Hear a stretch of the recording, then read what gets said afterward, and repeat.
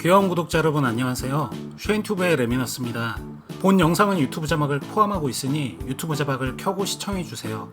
요즘 타워 오브 판타지 이하 환탑을 즐기고 있는데요. 최근 너무 즐겁게 플레이하고 있습니다. 짭숨이라는 비화와는 다르게 생각보다 완성도 높고 호쾌한 전투에 놀랐습니다. 사전에 아무 정보 없이 게임을 즐기다 보니 어려운 점도 많았기에 게임을 간단히 소개하면서 입문하시는 분들이 궁금해하실 여러가지 팁들을 준비했습니다. 클립만 40개가 넘다 보니 준비나 편집하는데 생각보다 오랜 시간이 걸렸네요.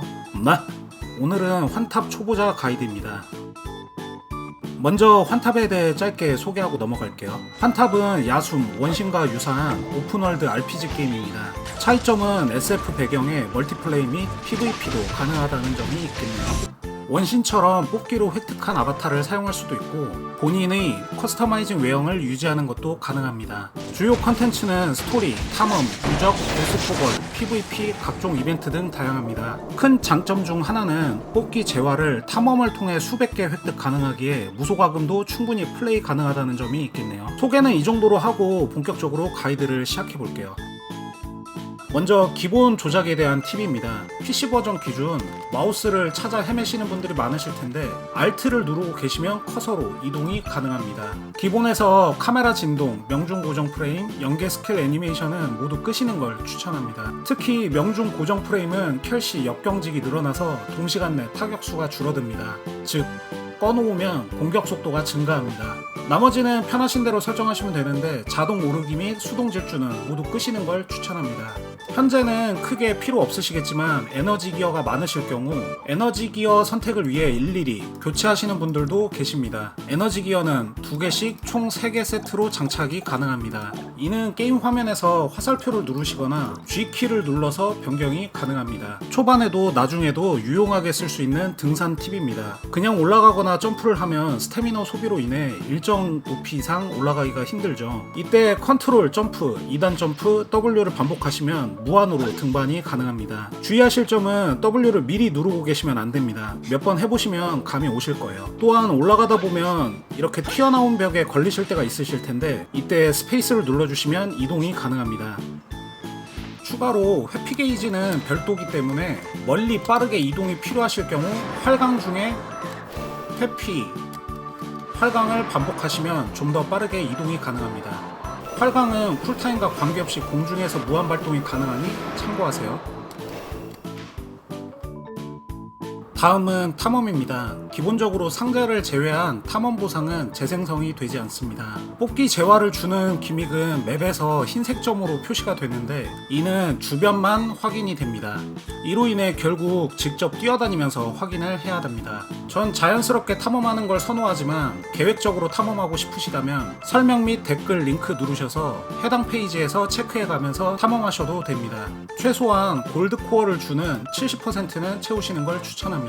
참고로 이 게임은 스토리상 서프레서라는 장치를 통해 옴니언 방사능을 억제하는 설정입니다. 서프레서 레벨이 낮다면 상위 지역으로 이동할 경우 방사능 피폭 데미지를 입게 됩니다. 따라서 무리해서 상위 지역으로 이동할 필요는 없고 차근차근히 레벨을 올리면서 진행하시면 됩니다. 다음은 초보자분들이 헷갈려 하실 주요 탐험 기믹들을 알려드릴게요.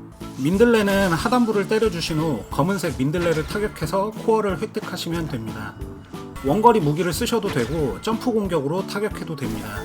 바위는 스토리 진행 중 얻게 되는 다중 미사일을 켜시면 됩니다.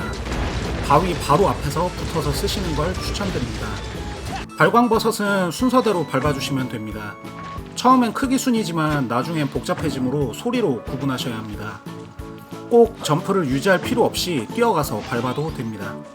고급 캡슐은 3가지로 나뉩니다. 일반적인 캡슐은 그냥 가까이서 해제해 주시면 됩니다. 가시덤불은 화속성 무기로 태워주세요. 엘리트가 지키고 있는 캡슐은 엘리트 제압 후에 획득이 가능합니다. 일정 시간 후에 해제되는 캡슐도 있으니 나중에 다시 오시면 됩니다. 블레이즈나 석유굴 역시 화속성 무기로 태워주시면 됩니다. 비슷한 기믹인 지열동굴은 얼음 속성으로 때려주세요. 얌얌꽃은 주변에 보이는 워터코어를 던져서 먹여주시면 됩니다. 유니크 스톤은 매직 큐브로 밀어내주시면 됩니다. 옴니언 기둥 센서는 옴니언포로 기둥을 만들어주시면 됩니다. 파워 센서는 낙하 공격을 해주시면 됩니다. 메아리의 반지는 순서대로 발판을 밟아주시면 됩니다. 정확한 발판을 밟았다면 다음 발판에 불이 들어오니 따라서 밟아주세요. 에너지 배리어는 주변에서 힌트를 얻어 비밀번호를 입력해야 합니다. 이는 잘 정리된 글이 있으니 설명 및 댓글에 추가해둘게요. 스마트 망원경은 별자리를 완성해주시면 됩니다. 굳이 찾아보지 않아도 어렵지 않게 완성 가능합니다. 에너지 광선은 광선이 나가는 방향을 따라서 활성화해주면 됩니다. 거리가 꽤 되기 때문에 활강에 유의해서 잘 따라가 주세요. 꽃봉오리는 주변에서 같은 색상의 코어를 찾아 넣어주시면 됩니다. 점점 찾기 힘든 곳에 코어가 숨겨져 있기 때문에 주변을 잘 찾아보셔야 합니다.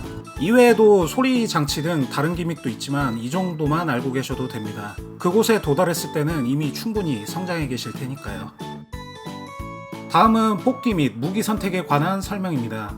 뽑기는 캐릭터, 외형과 무기를 동시에 획득합니다. 같은 무기를 여러 개 뽑으면 돌파를 통해 추가 패시브를 얻을 수 있습니다. 기본적으로 리세마라가 존재하기는 하지만 권장하지는 않습니다. 워낙 확률도 낮고 시간도 오래 걸립니다. 또한 앞서 말했듯 뽑기 재화를 충분히 획득 가능하기에 당장 SSR 하나 얻는 것이 효율이 크게 좋다고 말하긴 힘듭니다. 굳이 하겠다면 현재 픽업 혹은 세미어, 킹, 메릴 정도를 들고 가는 것이 좋습니다. 뽑기 이펙트는 고정입니다. 중간에 변하는 것은 없습니다. 최종적으로 빨간색 이펙트가 나오면 SSR이 확정이지만 색깔이 변하는 시간이 다르기 때문에 사전에 확인이 가능합니다. 초기에 10개의 레드코어를 주지만 일단 킵해두세요.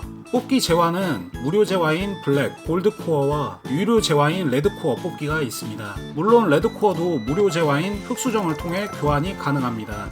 블랙코어는 천장이 없으니 아무 때나 뽑으셔도 됩니다.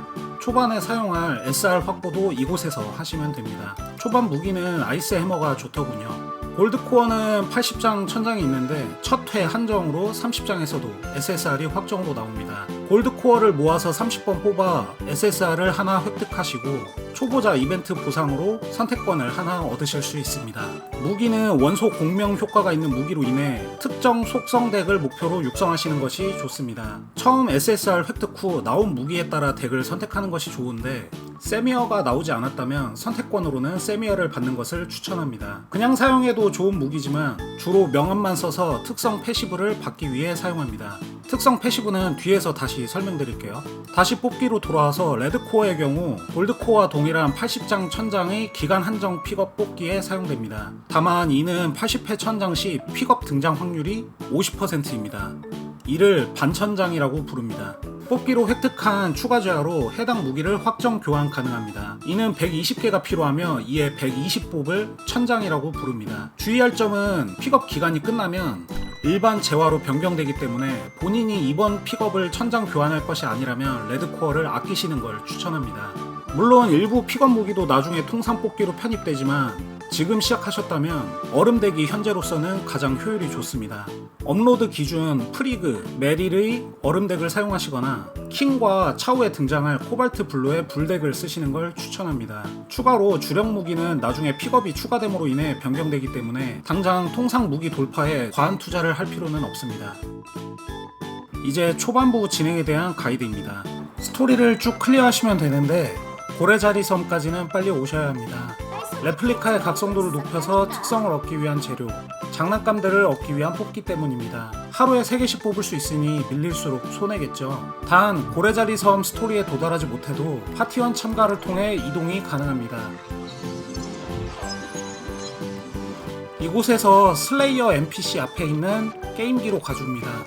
이곳에서 인형 뽑기 진행이 가능합니다. 인형은 다 무시하시고 보라색 여우 인형만 뽑아주세요. 머리를 잡는다고 생각하면 쉽습니다. 추가로 암시장으로 이동해서 호킨스에게서도 추가로 인형을 받을 수 있습니다. 역시 1일 1회만 수령 가능합니다. 추가로 능력 훈련을 통해 얻은 재화로 선물 상자 교환도 가능합니다. 이렇게 얻은 인형들을 레플리카에게 선물하시면 됩니다. 뽑기 혹은 선택권으로 얻은 세미어에게 선물을 줘서 4000점을 채워주세요. 1200점부터 특성 패시브를 얻게 됩니다. 클릭카 특성 사용을 켜서 활성화시켜 주시면 됩니다. 이는 하나만 적용이 가능한데 세미어 특성이 현재 중섭에서도 사용되는 국밥 스킬이니 추천합니다. 따라서 세미어가 없다면 반드시 선택권을 세미어에게 주세요. 혹시나 선택권을 이미 써버리셨다면 츠바사에게 투자하셔도 됩니다. 둘 다 없어요?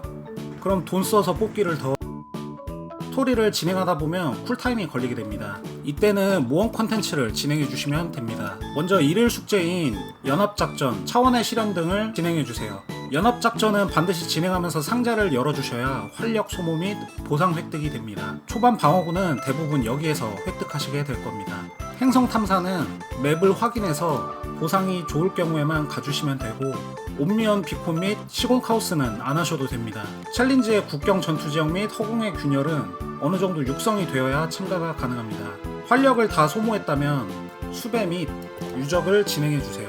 포만감이 줄어들수록 체력 회복이 더디게 되는데 이때 음식을 먹어도 되지만 미아의 키친을 통해서도 회복이 가능합니다.